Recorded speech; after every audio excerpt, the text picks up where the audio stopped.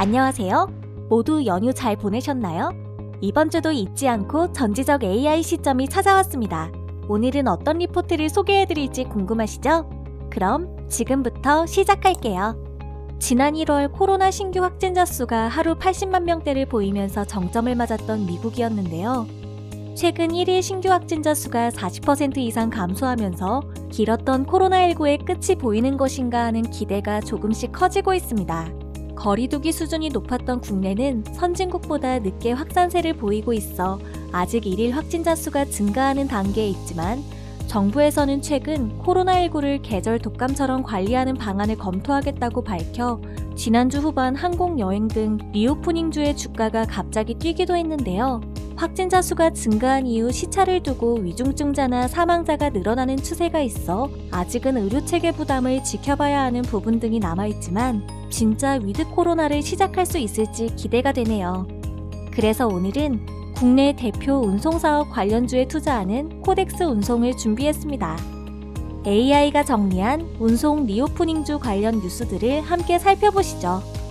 2월 4일 기준 보유 비중 탑10을 살펴보면 해운, 항공, 물류기업이 골고루 분포되어 있는데요. 그 중에서 대한항공과 현대글로비스가 높은 비율을 차지하고 있는 모습입니다.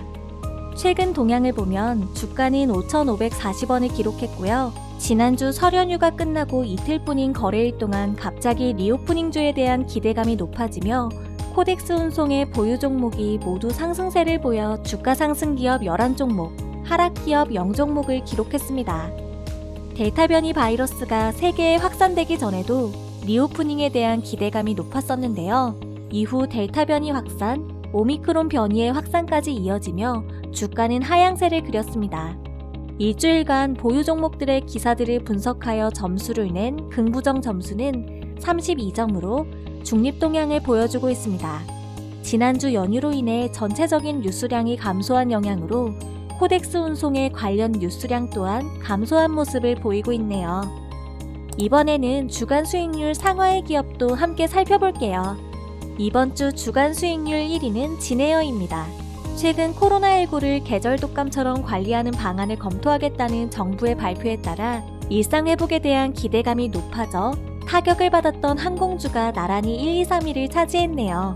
진에어는 대한항공과 아시아나항공 결합에 대응하는 구조 개편과 사천항공 추가 취향 등의 새로운 계획을 발표했습니다. 저조했던 실적을 개선하고 상승하는 흐름을 탈 수 있을지 관심 있는 투자자분들은 지켜봐 주세요. 주간 수익률 2위에는 제주항공이 이름을 올렸습니다. 대한항공과 아시아나항공의 결합이 제주항공에도 영향을 미쳤는데요. 이에 대한 대응책으로 중단거리 노선에서 우위를 점하여 기존 비즈니스 모델을 강화하겠다는 계획을 발표했습니다. 뿐만 아니라 지난달 29일부터 트래블 버블로 지정된 사이판 노선을 다시 운항하면서 그동안 저조했던 여객 수요 회복을 준비하고 있죠. 일상회복 이후 항공업계가 어떻게 달라질지 제주항공은 어떤 항해를 보여줄지 기대되네요. 아시아나항공이 주간 수익률 3위를 차지했습니다. 아시아나항공은 대한항공과의 합병 추진으로 큰 화제가 되고 있죠. 합병을 앞두고 제휴 서비스를 확대하며 다양한 활동을 펼치고 있는 아시아나항공. 9일에 결정될 예정인 합병 결과도 확인해보세요. 이번 주는 주가 하락 기업이 없어 가장 낮은 수익률을 기록한 페노션이 하위권에 이름을 올렸네요. 최근 해운업계에서는 중국의 철강 감산과 브라질의 대형 홍수로 물동량이 감소하여 벌크선 운임이 급락세를 보이고 있습니다. 전체 선대의 90% 이상이 벌크선으로 구성된 페노션이 그 영향을 받은 것으로 보이는데요.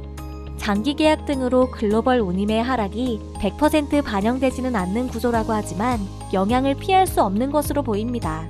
올림픽 이후 중국이 철강 생산이 늘릴 가능성과 함께 벌크선 운임 반등세가 기대되고 있어 추이를 지켜보면 좋을 것 같습니다. CJ 대한통운이 주간 수익률 하위권에 들었습니다. 비대면 경제활동이 늘어나면서 택배 수요도 치솟았는데요. 운수창구업 종사자 수도 단기간에 껑충 늘어났습니다. 자동화, 택배 분류 전담 인력, 안전 및 처우 개선 등 많은 이슈가 있는 만큼 파업이 장기화되고 있는데 CJ 대한통운은 연휴 기간 인력을 추가로 투입하여 소비자의 피해를 최소화하려 했다는 소식이네요. 택배업체의 갈등이 하루빨리 잘 마무리되기를 바랍니다. 주간 수익률 하위권 마지막 기업은 대한항공입니다. 상위권 1, 2, 3위가 항공주였는데 상대적으로 대형주인 대한항공 주가는 약간 무겁게 움직인 모습이네요.